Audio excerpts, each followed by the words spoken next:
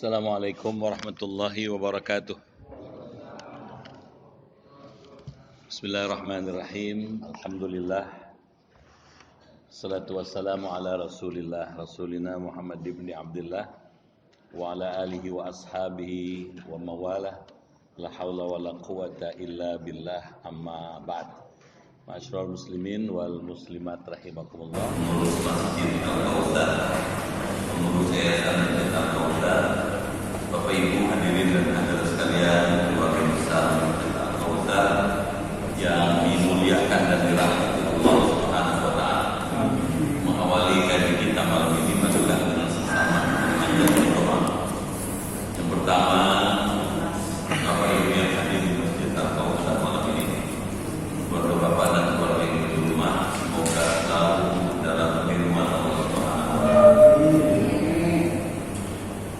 Juga kita doakan keluarga kita yang sakit, semoga Allah angkat penyakitnya, kembalikan kesehatannya sehingga dapat kembali beraktivitas sebagai manusia. Menanggalkan doa itu barulah kita bacakan umur Quran Al-Fatihah.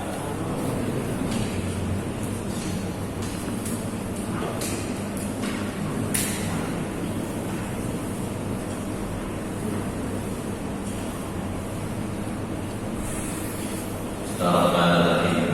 Ya Fattah ya Alim, iftah abwaab qulubina bi nuri ma'rifatik wa akhrij alaina dhulumatil jahli wal wahmi ila nuril fahmi wal ilmi waftah alaina abwaab ilmika kama fatahtaha ala anbiya'ika wa ulama'ika al-muqaddimin al-mutaakhirin wal anshur alaina rahmataka ya dzal jalali wal ikram.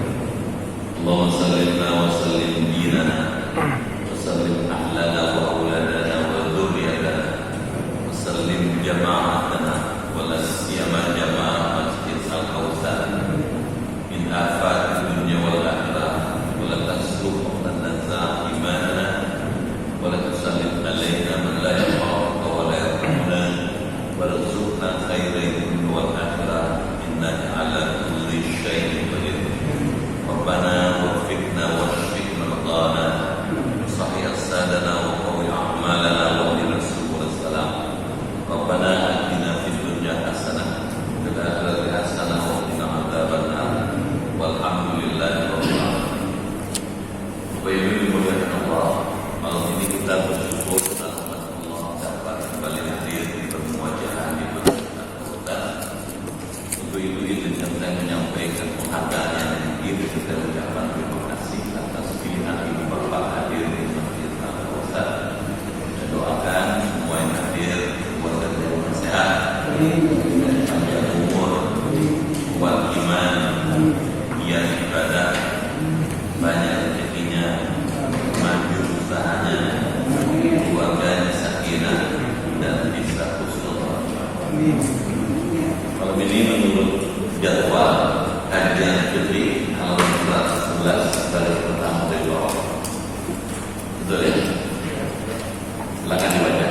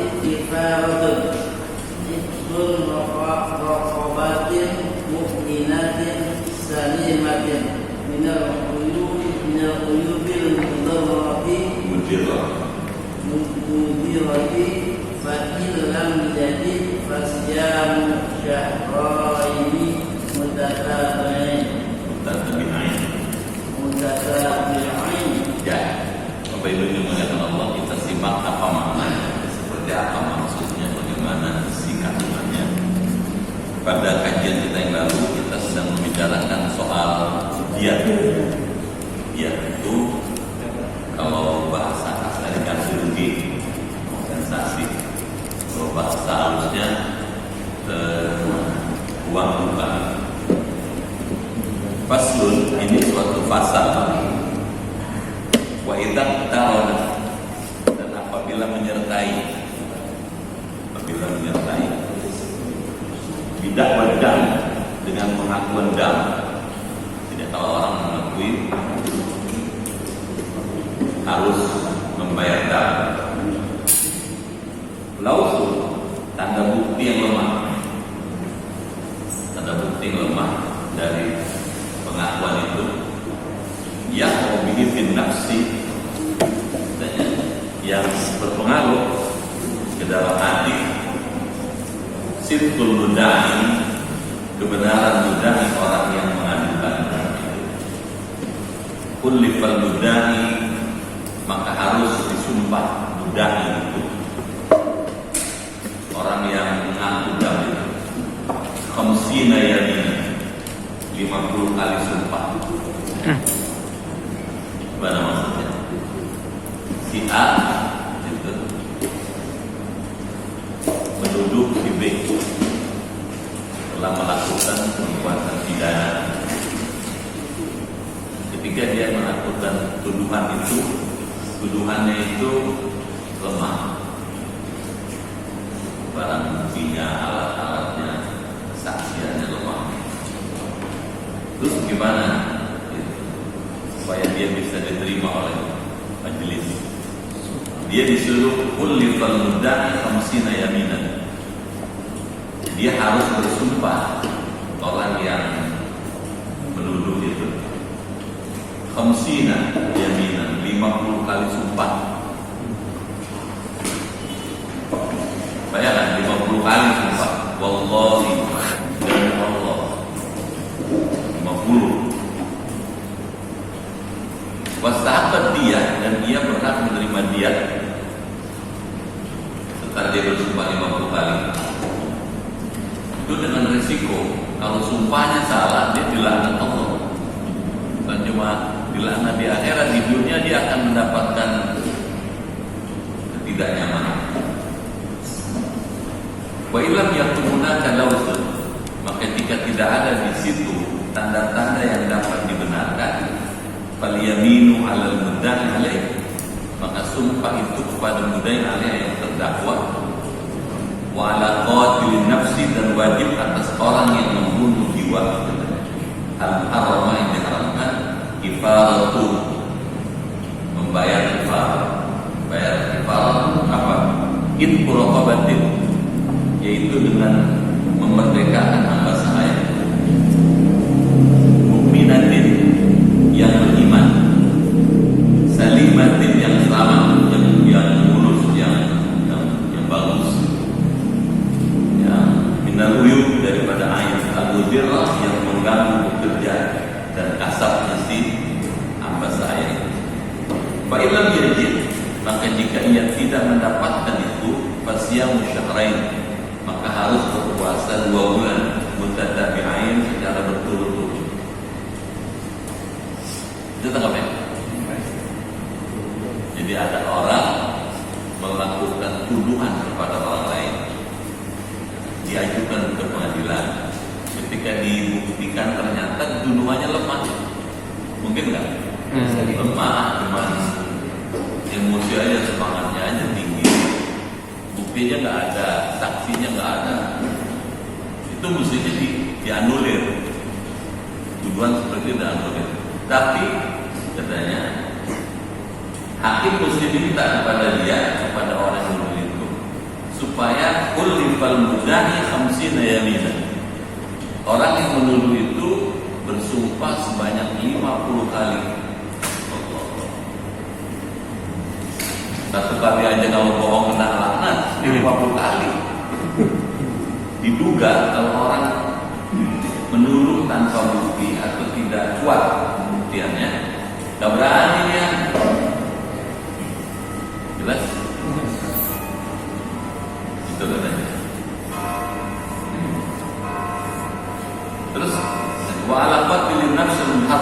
kifaratul, kalau orang membunuh orang lain tanpa hak. Kifaratul itu raqabatin mu'minatin salimatin minadul mudhira. Maka orang yang menuduh atau yang punya akses terhadap kejahatan itu, dia mesti bayar kafarah, bayar denda. Dendanya apa? Memerdekakan hamba saya yang beriman, yang bersih, yang bagus, yang bisa kerja. Kalau nggak bisa gimana? Puasa 20 hari. Terus-menerus. Itu resikonya apa? Kalau hari ke-59 batal, pulang dari nol. Bisa tangkap Pak? 2 bulan terus-menerus. Kalau hari ke-59 atau hari ke-60 batal, tanpa uzur, pulang dari mulai. Jadi repot. Kenapa diperberat hukumannya? Supaya orang nggak gampang berbuat jahat. Kalau mau disederhanakan, Islam itu sangat menjunjung tinggi kehormatan manusia, nyawa manusia, harta manusia. Setiap upaya untuk merusak harta, merusak nyawa, merusak kehormatan manusia, dia mesti dihukum. Kenapa? Karena hak asasi orang mesti dilindungi. Bisa tangkap ya?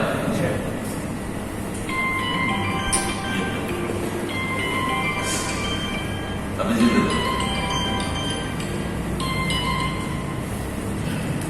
nah mungkin lebih bisa menarik kalau kitab yang berikutnya kita baca. Kalau tadi dia itu sudah lanjutan yang lalu. Ya, sekarang yang baru kita berhudud. Ya. Kitab yang menerangkan tentang hudud. Hudud itu hukum-hukum yang terkait dengan misalnya zina. Kalau orang berzina gimana tuh hukumannya?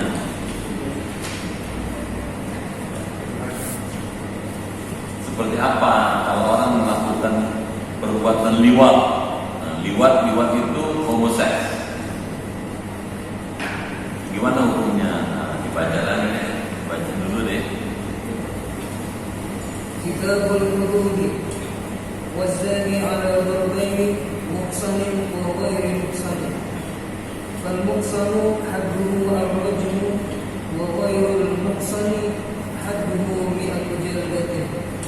وتغريب علم إلى مسافة القصر وشرائط الإحصان 4 البلوغ والعقل والحرية ووجود الوضع في نكاح صحيح والعبد والأمة حدهما نصف حد البلوغ وحكم اللواط وإتيان البهائم كحكم الزنا ومن وطئ فيما دون الفرج عزر ولا يبلغ بالتعزير أدنى الحدود. Ya, karena kita mulai kitab yang baru, kita berhudud. Jadi kita menerangkan berbagai had. Had itu hukuman, aturan yang terkait dengan perbuatan kejahatan. Seperti berzina, seperti homoseks, apa hukuman itu? Wazani saja biar ada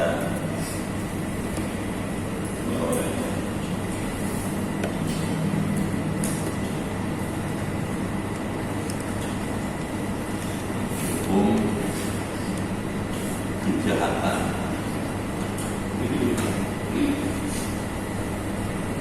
Seksual.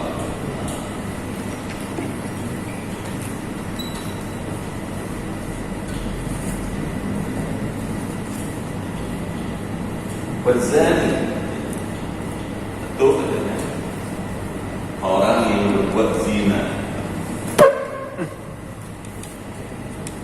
Zina itu ada zina dalam arti khusus, ada zina dalam arti umum.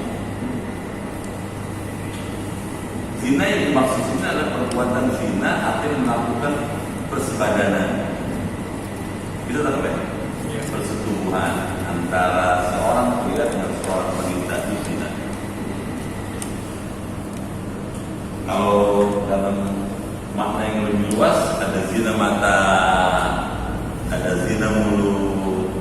zina tangan, ada zina kaki. Kalau zina mata misalnya apa? Melihat yang tidak pantas dilihat. Itu apa? Jadi ada makna yang khusus, ada makna yang umum. Makna yang khusus ini yang persebadanannya, persebadanan. Makna yang umum tadi ada zina mata, ada zina tangan, zina kaki, zina mulut. Zina tangan kalau misalnya dia nyakitin orang, mukulin orang, itu zina tangan. Tangan ini diciptakan Allah jadi amanah buat kita, bukan buat nyakitin orang. Ada zina kaki. Kalau kaki ini dipakai buat ke tempat maksiat, itu zina kaki. Ada zina mulut, gosip, riba, dusta, itu zina mulut. Nah, yang dimaksud sini adalah persebadanan. Ya, orang barat nyebutnya coitus, jubatus. Ya, orang Belanda bilang overspel. Wazani ala darbain, dan orang yang berbuat zina ala darbain terbagi atas dua macam.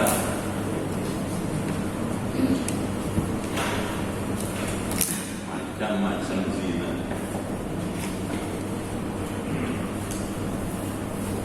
Satu, muhsan. Ini nomor satu dan nomor dua. Orang yang berzina muhsan.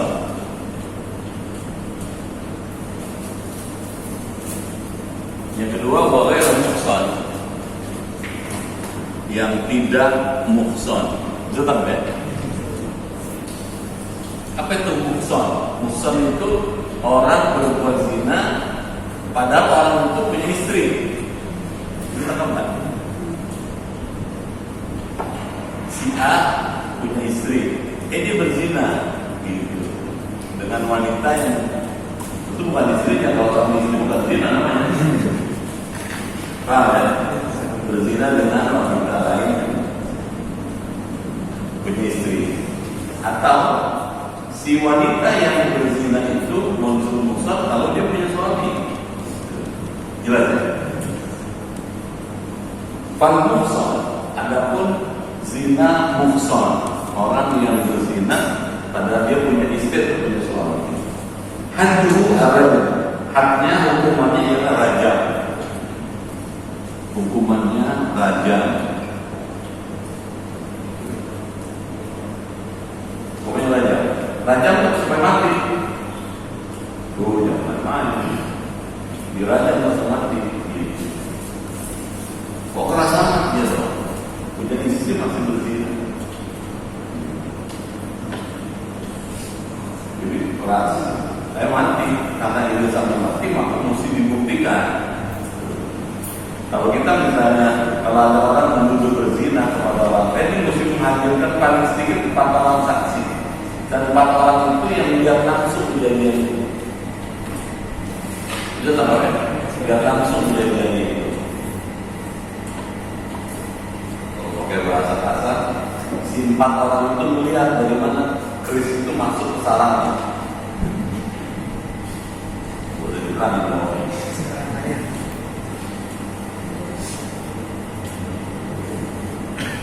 Terus kalau yang ini gimana? Yang gue rumuskan, gue rumuskan hadu bihadul jaldah. Dan zina yang dilakukan orang yang gue rumuskan, dia belum kawin nih. Kalau gue rumuskan, nggak punya istri, nggak punya suami atau perempuan, berzina mungkin nggak? Gimana? Bisa aja perawan, berzina. Gimana hadnya? Hukumannya mi'atul jaldah, ialah 100 kali jilid.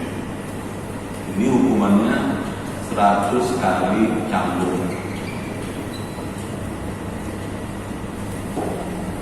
Cambuknya bukan begitu ya. Dia mesti gitu ya. Sangat berpengaruh kepada orang yang dihukum. Jelas ya.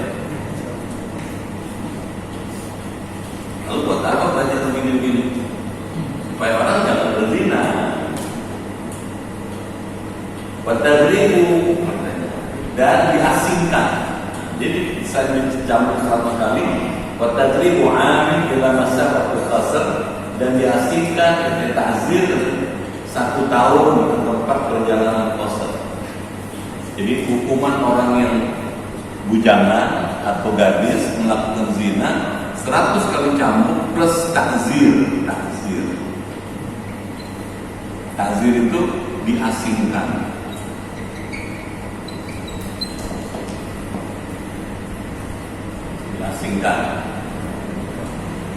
Makanya dulu Belanda tuh bikin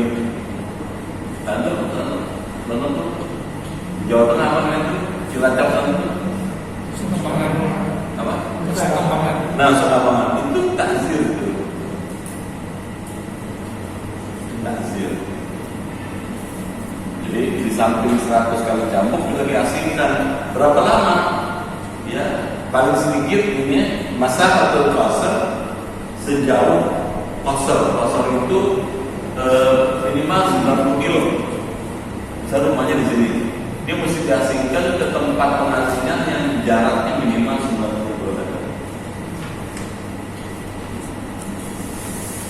Berapa lama? 1 tahun. Selama 1 tahun. Tujuannya apa? Supaya kapok ya. Kapok jelas. Enggak lagi, enggak berani di kapok saya. Tujuannya apa? Ada datar bukan?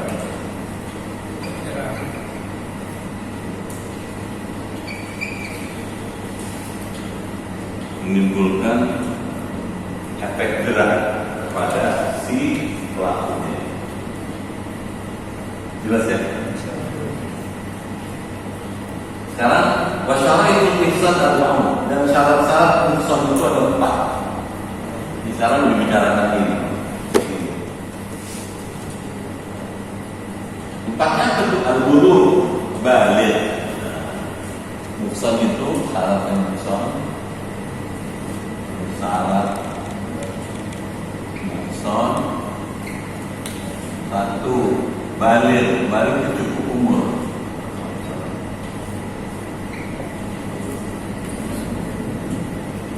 Biasa orang kalau berzina ya udah cukup umur itu ya. Anak-anak ya kayaknya masih agak tidak lazim berzina. Cukup umur berapa tahun? Dikatakan baligh kalau laki-laki dia sudah ihtilam, mimpi. Jadi kalau ada anak laki-laki sudah pernah bermimpi, mimpi khusus, nah, dia disebut baligh. Kalau perempuan disebut baligh kalau dia sudah haid.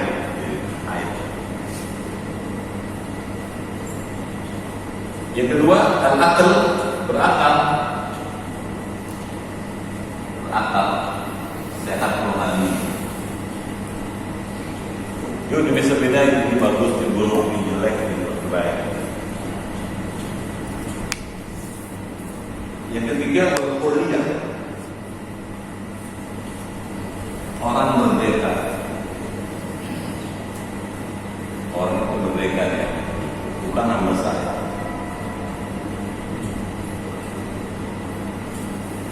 Jelas ya? Dan yang keempat ini yang menentukan sekali, wa wujud al-waqi fi nikahin sahih, dan adanya persetubuhan dalam nikah yang sahih. Ada persetubuhan.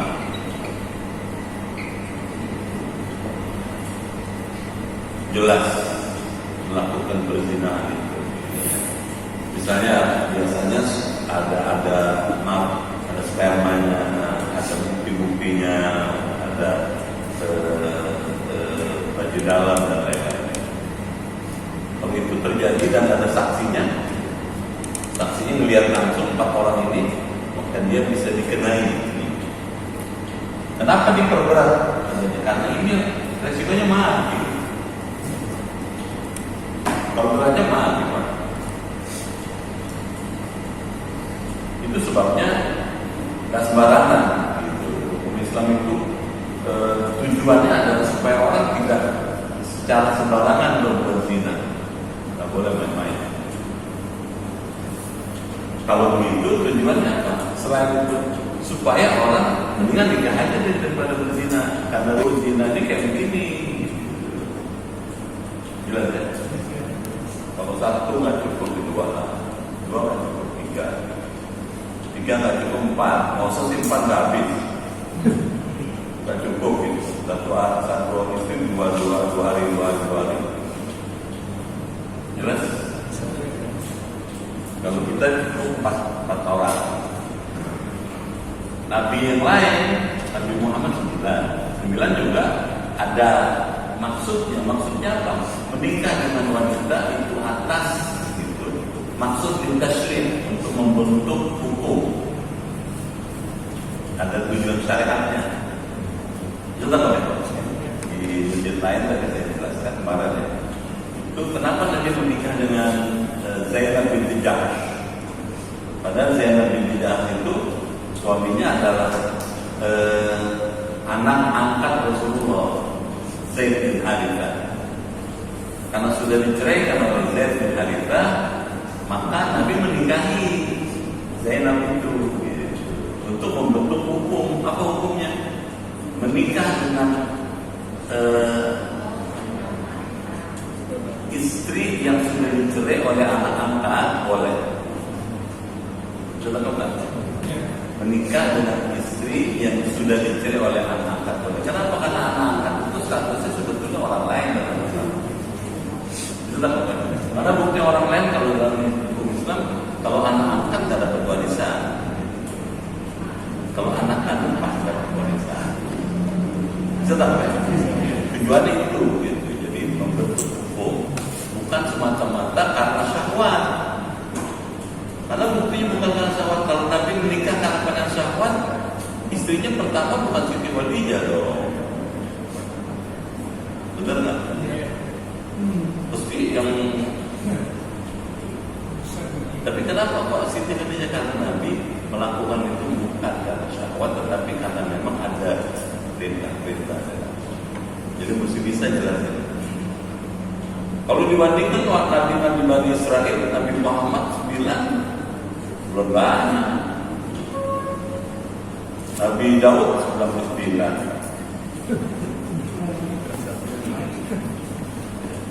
Bisa tahu ya? Anaknya Nabi Daud memang 1000 istri. Itu kalau orang pintar-pintar punya bini 1000 bisa dikoyak gini tuh. 1000 istrinya. Bagaimana manajemennya itu? Luar biasa. Baik. Sekarang bagaimana wal abdu wal ama? Hal tuhuma li suhadil hud. Kalau yang melakukan zina itu adalah hamba sahaya. Kalau yang melakukan zina hamba sahaya, maka hukumannya separuh orang merdeka.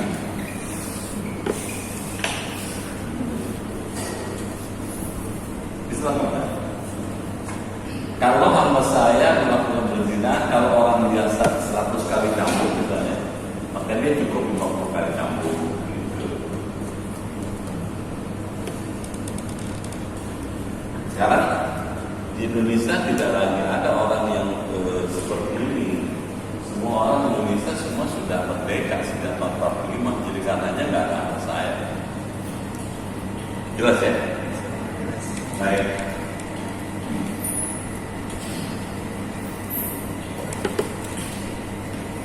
Sekarang kita lanjut. Wa hukum liwat dan hukum liwat itu sodomi.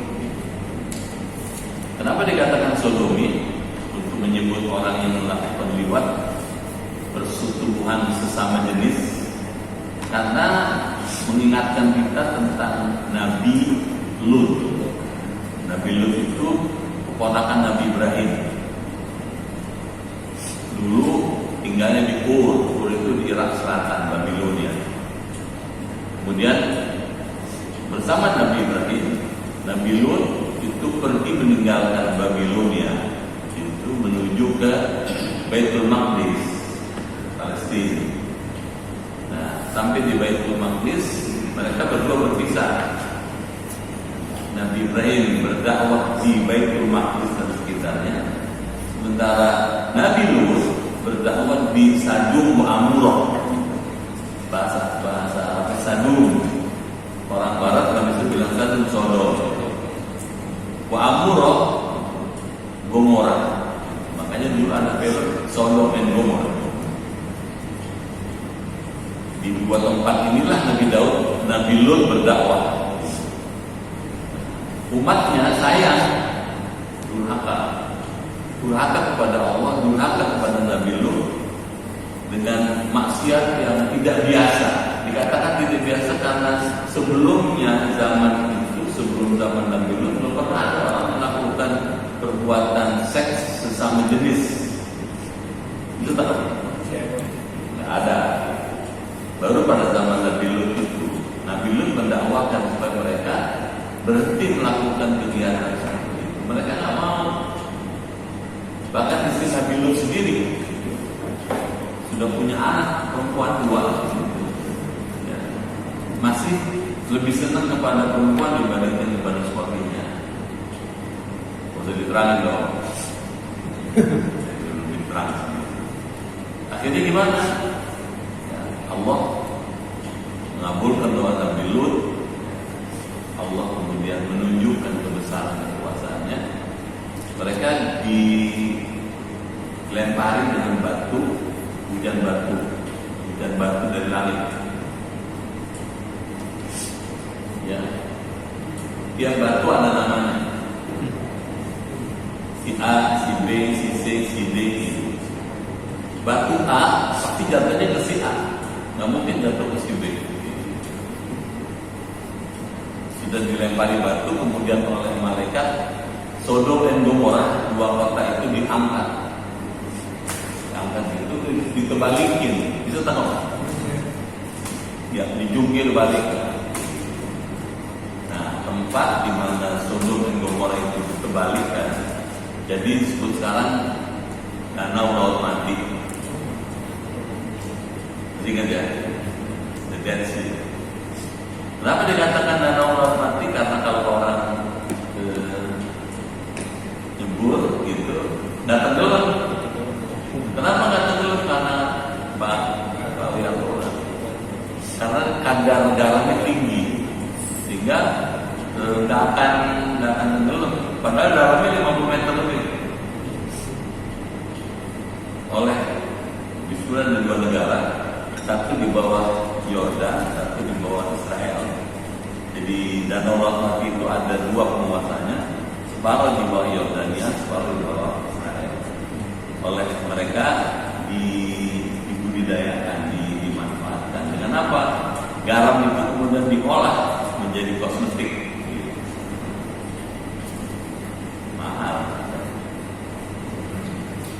Nah, sekarang seperti apa hukum melakukan liwat? Wa hukum liwat, dan hukum liwat atau sodomi, wa iyanil bahaim, dan hukum menyetubuhi binatang. Jadi menyetubuhi binatang. Jadi sudah kelewatan. Yang di Paris dulu ada seorang kaya raya di Paris, Prancis sana. Kaya raya, dia punya rumah bagus, gedungnya mewah dengan lahan yang luas. Dia memelihara soang. Apa soang? Angsanya banyak. Ternyata oleh si pemilik tanah ini, setiap pagi angsa itu didatangi satu-satu. Jelas? Disuguhi angsa itu. Nah, oleh agama diatur nggak boleh menyetubuhi hewan, dihukum. Kenapa nggak boleh? Ada yang benar kenapa jadi hewan? Paham nggak? Banyak wanita kenapa jadi hewan? Terus wa'idyan dan bahaya hukum zina, dan hukum menyentuh binatang seperti hukum zina. Kedua,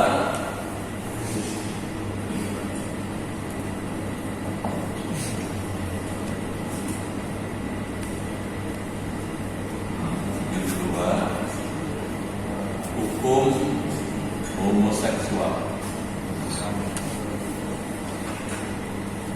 atau lesbian.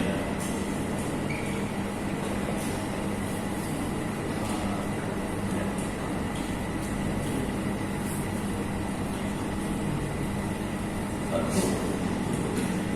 Yang kedua, hukum menyetubuhi binatang atau hewan.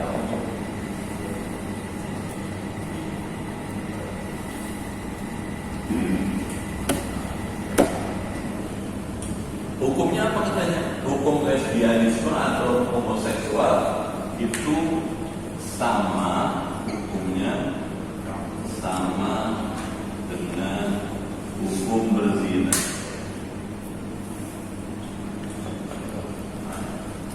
Jadi nge-refer ke sini, betul ya? Kalau yang melakukan homoseksual itu muhson, ya dirajam, bisa tanggapan. Kalau yang melakukan persetubuhan kepada binatang ini masih remaja atau masih belum nikah, maka masuk sini, gitu. Gampang kan? Jadi sini.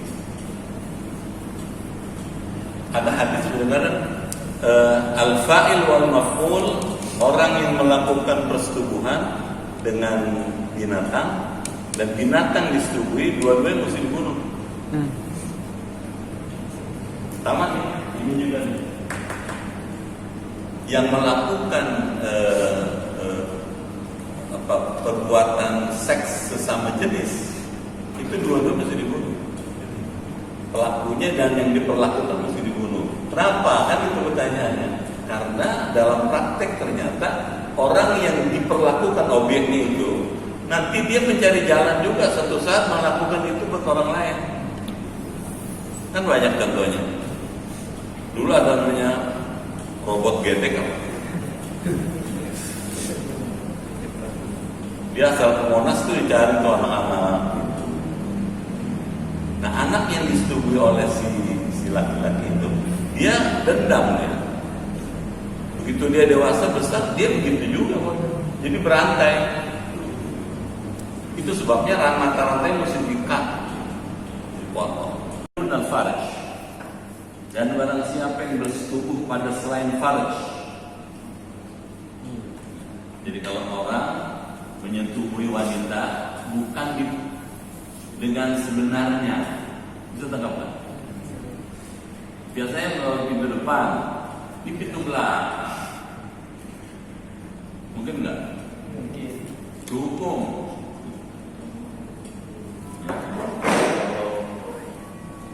Ketiga,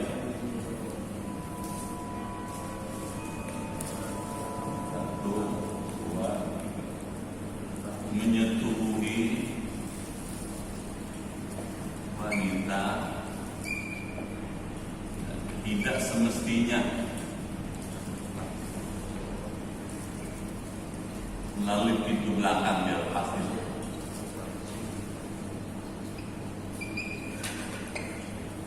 Itu ada hukumnya.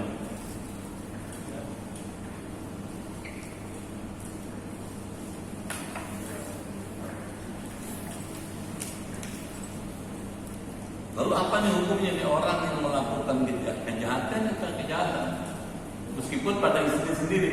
Nggak boleh. Uzira, maka ia harus ditakzir. Ditakzir itu diasingkan tadi.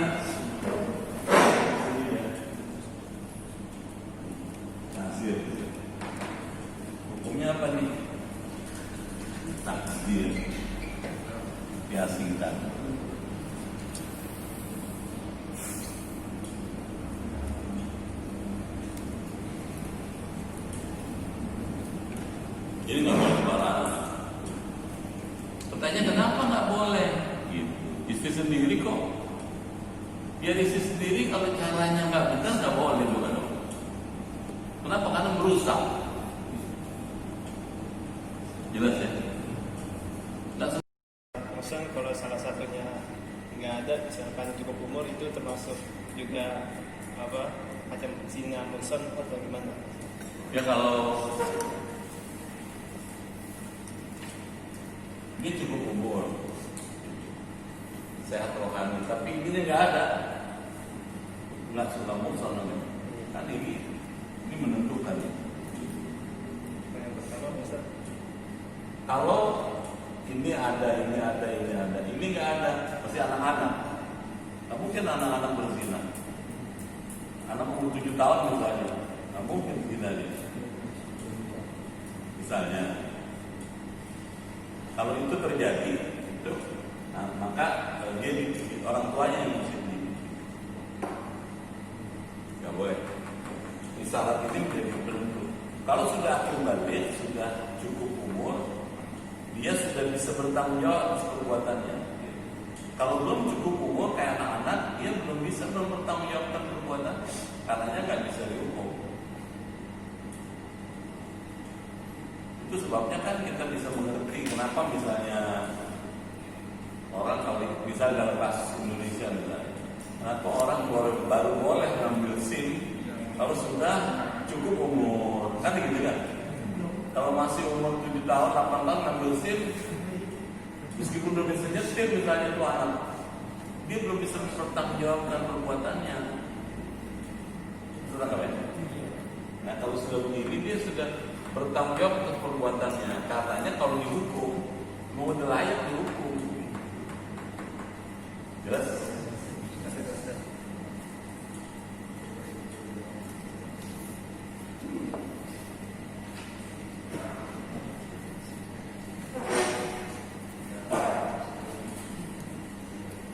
Terus perbuatan seks menyimpang, ini menyimpang. Ini menyimpang.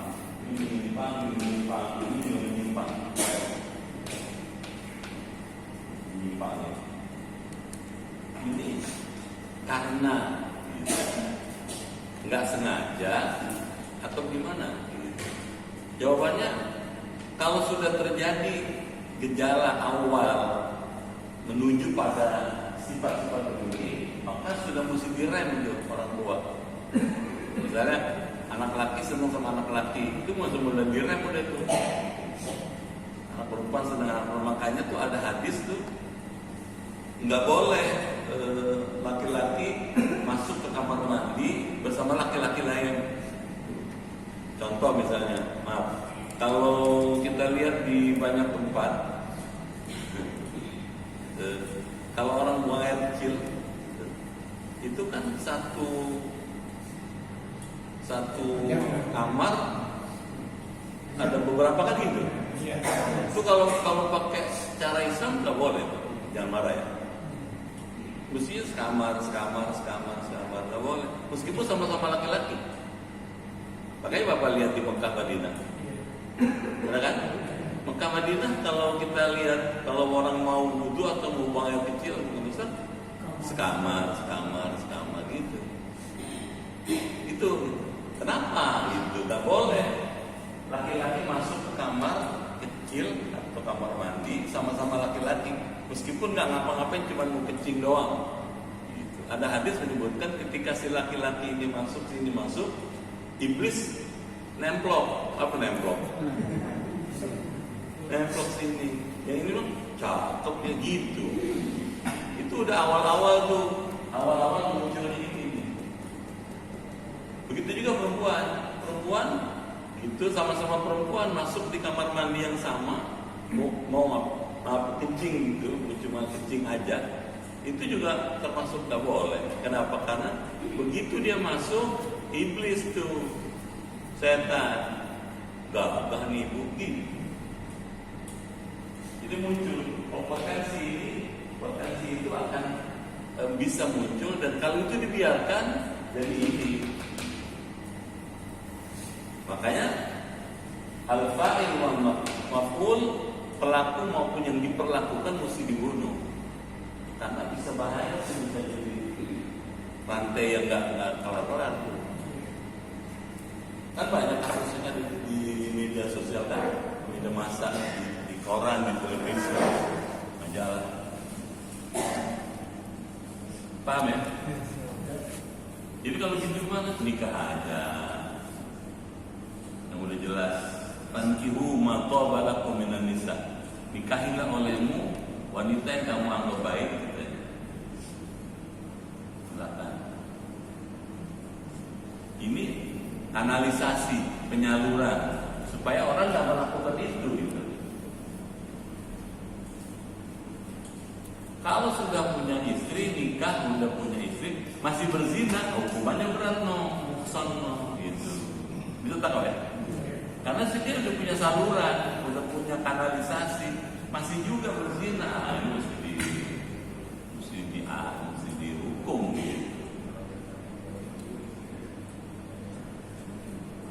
Jelas? Kalau masih bujangan berzina gimana? Ya dihukum juga. Tadi itu dicampur 100 kali, ditakzir setahun. Karena kalau nggak begituin, tuman. Apa tuman? Bahasa apa tuman? Jelas ya? Masih ada yang bingung? Untuk yang cerai hidup atau cerai mati kemudian melakukan zina, jatuhnya yang rajam atau yang cambuk, Ustaz? Orang sudah cerai, berkeluarga, cerai, kemudian dia berzina, mukson. Bukan ini. Mukson. Maksudnya itu bukan yang nomor 2. Kenapa? Dia sudah pengalaman, sudah punya pengalaman, punya istri atau punya suami. Sekarang nggak punya istri, nggak punya suami, dia berzina, dia sudah dihukum mukson. Meskipun statusnya secara hukum dia bujangan ya, atau apa namanya, duda apa ya? Duda atau janda. Duda janda yang pernah nikah, kalau pernah nikah, kalau melakukan zina nggak boleh dong. Hukum sama dengan mukson.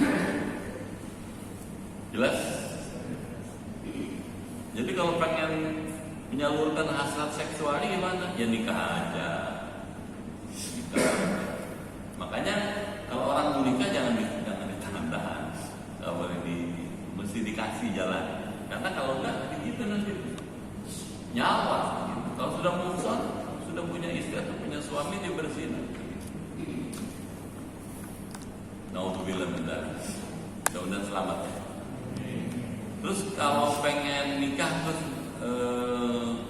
syaratnya belum terpenuhi, puasa. Kadang-kadang puasa Senin Kemis, puasa Ayyamul Bid 13, 14, 15, supaya apa? Supaya bisa ngerem. Dia mau nikah belum punya uang, gitu. Tapi hasrat sudah besar, gitu. Atau tidak punya kesempatan, ya sudah puasa aja dulu. Nanti Allah kasih jalan. Jelas ya?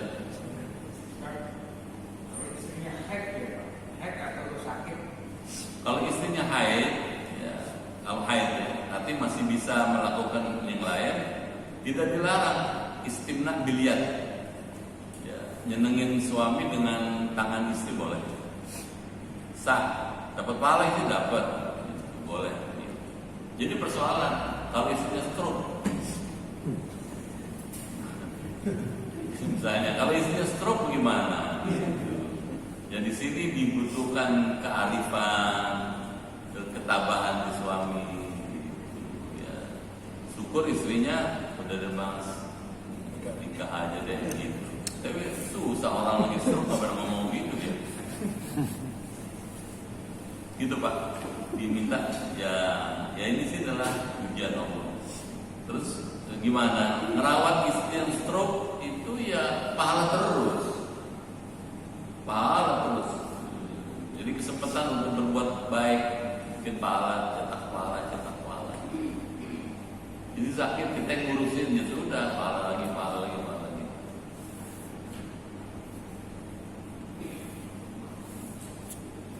Mudah-mudahan sehat semua lah. Jangan sampai sakit lah. Sakit tuh ya Allah, Allah kuat. Rumah bagus, segalanya bagus, kalau sakit udah nggak ada harganya. Ibu ada yang nanya?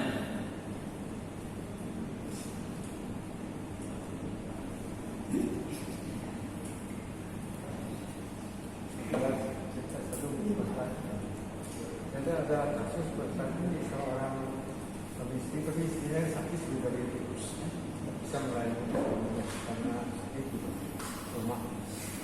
Nah, si suami ini ingin memindahkan si istri ini ke daerah lain, keluarganya, dan suami ini kawin di sini. Ya. Ini gimana ini? Kalau dari sudut hukum boleh aja. Cuma dari sudut akhlak nggak pantas. Istrinya ditaruh di rumah mertuanya. Mak, kata mama, ini anak mama nih, dia taruh sini yang ketiga, anaknya stroke. Dia di tempat lain dia nikah. Ya enggak. Dari sudut adab, akhlak nggak bagus. Lama-lama orang tahu ya Allah, istri taruh sana di rumah mamanya. Dia di sini punya istri kan, nggak bagus dari sudut akhlak. Dari sudut hukum boleh aja, cuman kan nggak elok. Nah, di sini jadi persoalan besar hati istri memang mesti ada, besar hati istri tidak ada. Ya, bedanya dengan Nabi Ibrahim. Nabi Ibrahim lain lagi kasusnya. Nabi Ibrahim menikah dengan Siti Sarah sudah lama. Ada riwayat mengatakan umur Nabi Ibrahim 120 tahun. Ya, Siti Sarah 90 tahun. Gitu. Umur seperti itu biasanya nggak punya anak. Tapi Allah ingin ngasih tahu kepada manusia bahwa saya Maha Kuasa, bisa berbuat apa aja. Meskipun udah baki ya, apa baki? Pada menopause ya, sudah 90 tahun. Kalau Allah mau bikin hamil bisa. Makanya Siti Sarah begitu Nabi Ibrahim kedatangan tamunya malaikat. Ada yang dikatakan 10 orang tamunya. Bagus-bagus, putih-putih, bersih-bersih, ganteng-ganteng, 10 orang. Bertamu ke rumah Nabi Ibrahim. Nabi Ibrahim terkenal orang yang sangat senang menghormat tamu. Begitu tamunya datang, disediakan makanan. Ya, dengan daging sapi yang lembut, yang masih muda. Sapi muda yang dagingnya lembut, dibakar dan disediakan. Kalau dipersilakan makan, ini si tamu, 10 tamu ini nggak ada yang nyentuh sama sekali makanannya. Nabi Ibrahim udah mulai disediakan makan, nggak pada nyolek nih, gitu. Nggak pada. Gitu. Nah, malaikat tahu kalau Nabi Ibrahim kelihatan rada takut. Jangan takut, kami diutus oleh Allah untuk memberitahu kamu kabar gembira bahwa kamu bakal punya anak. Nah, Siti Sarah waktu si malaikat, si tamu itu ngomong begitu bakal punya anak, langsung teriak dia, gitu. Teriak, terheran-heran, kaget. Apa iya saya bakal punya anak? Gitu. Umur saya sudah tua nih. Gitu. Malaikat jawab, begitulah Allah bisa berbuat apa aja. Kalau Allah menghendaki, Allah dengan bilang jadi, makanya kun fayakun. Jadi beda. Nah, kenapa Allah ingin menunjukkan Allah adil? Ketika Nabi Ibrahim menikah dengan Siti Sarah bertahun-tahun nggak punya anak, Nabi Ibrahim kepengen punya anak sebagai seorang nabi, kepengen menurunkan ilmunya kepada anaknya. Ternyata Siti Sarah nggak bisa memenuhi keinginan suaminya. Siti Sarah, kebetulan di rumah Siti Sarah dan Nabi Ibrahim itu ada seorang wanita Mesir namanya Siti Hajar. Kata Siti Sarah, gini aja bang, abang nikahinnya itu Siti Hajar, tapi jangan di depan mata saya ya.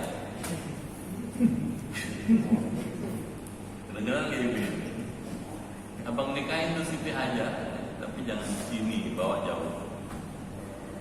Dibawalah oleh Nabi Ibrahim atas petunjuk Allah ke Mekah. menikah dibawa ke Mekah. Di Mekah Nabi Ibrahim punya anak dari Siti Hajar namanya Ismail. Nah, Nabi Ismail itu kalau terus turun ujungnya Nabi Muhammad. Setelah Nabi Ismail besar, Allah ingin menunjukkan keadilannya. Siti Sarah bisa hamil, lahirlah Nabi Ishak. Nabi Ishak punya anak Yakub. Yakub itu disebut Israel. Anak cucu Nabi Yakub Bani Israel. Jadi Nabi Muhammad Bani Ismail, Nabi Daud, Nabi Musa, Nabi Sulaiman itu Bani Israel. Nabi Isa Bani Ismail dan Bani Israel sama, saudara. Saudara apa? Satu kakek, Ibrahim. Nah, jadi beda ya. Kalau Nabi Ibrahim dipersilakan oleh Siti Sarah itu untuk menikah bukan karena sakit, bukan karena stroke, tapi karena kebesaran hati Siti Sarah. Yo jarang kayak Siti Sarah nih. Yang ada juga saya kemplang loh. Kira-kira begitu kira. Jelas ya? Itu lebih dua Nabi Ismail daripada Ishak daripada. Karena Siti Hajar kedua hamil baru sekarang. Ya, kalau dari sudut siapa lahir duluan, Nabi Ismail lebih tua dibandingkan Nabi Ishak. Nabi Bani Ismail itu lebih tua dalam silsilah dibandingkan Bani Israel. Tapi kalau lihat istri pertama kedua, Bani Israel itu istri pertama. Jadi Nabi Muhammad itu punya darah yang kalau diusut-usut ada darah yang asal dari Mesir. Jelas ya? Alhamdulillah. Dulu kali ya. Mudah ada manfaatnya. Paling sedikit kita tahu. Oh, Islam itu sampai ke situ-situ juga dibahas. Nah, karena ini sesuatu yang realistis ada di tengah masyarakat. Nanti ketemu lagi kita kapan-kapan. Bagaimana hukumnya kalau orang menuduh zina? Seorang suami menuduh istri berzina, gitu. Kalau tuduhannya benar, apa hukumannya? Kalau salah, gimana risikonya? Mungkin bukan sekarang kali ini, bulan depan ya. Kalau diterangin sekarang, nggak pulang-pulang bapak nanti. Ya Pak.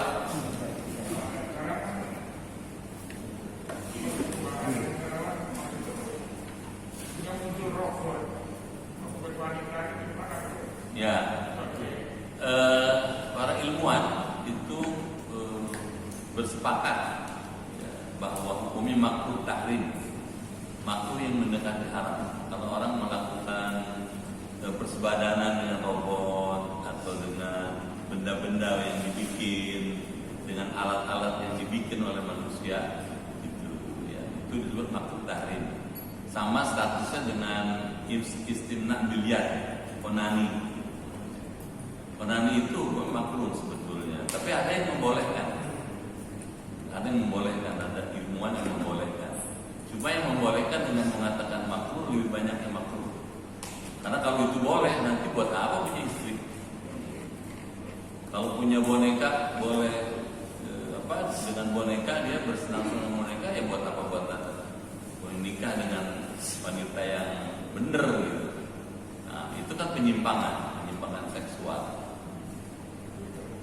Jadi makruh tahrim, makruh mendekati haram. Baik, cukup dulu ya. Kita baca doa.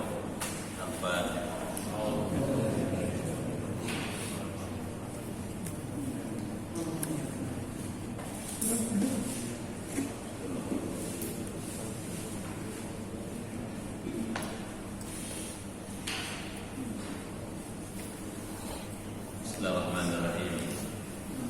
Allahumma bihaqqil Qur'an wa bi kalamikal qadim wa bi Muhammadin khatamin النبيين وبحق أم القرآن علمنا القرآن وفقهنا في الدين وعلمنا التأويل واهدنا إلى سواء السبيل اللهم إنا نسألك إيمانا كاملا ويقينا صادقا ورزقا واسعا وقلبا خاشعا ولسانا ذاكرا وبدنا صابرا والعفو عند الحساب ونجاة من النار اللهم اختم لنا بحسن الخاتمة ولا تختم علينا بسوء الخاتمة ربنا وفقنا واشف مرضانا وصحح أجسادنا وقو أعمالنا واهدنا سبل السلام ربنا آتنا في الدنيا حسنة وفي الآخرة حسنة وقنا عذاب النار والحمد لله رب العالمين. Sekian, lebih kurang mohon maaf, terima kasih, sampai jumpa lagi. Assalamualaikum.